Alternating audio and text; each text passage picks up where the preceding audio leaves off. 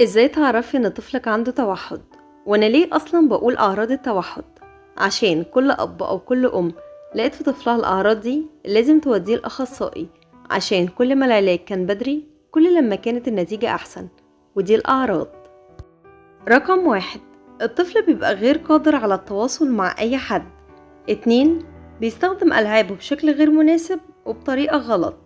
3، يا إما بيبقى حساس جدا لأي حاجة حواليه موجودة في البيئة، يا إما ما عندهوش أي إحساس وعنده لا مبالاة. 4، الطفل يا إما بيبقى عنده نشاط زايد، يا إما بيبقى كسلان وعنده خمول.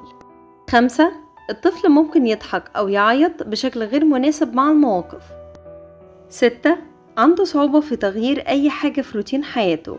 7، بيبقى نادر ما بيتكلم وعنده نقص كبير في الحصيلة اللغوية. 8، هتلاقيه بيتعلق تعلق غريب ببعض الأشياء وهتكون بالنسبة له هي كل حاجة. 9، مش هيحس الطفل ده بأي خطر حواليه. 10، هتلاقيه بيكرر حركات معينة وكلمات معينة. 11، هتلاقيه بيحب العزلة وبيتجنب المواجهة البصرية، يعني لو أي حد بيكلمه مش هيبصله.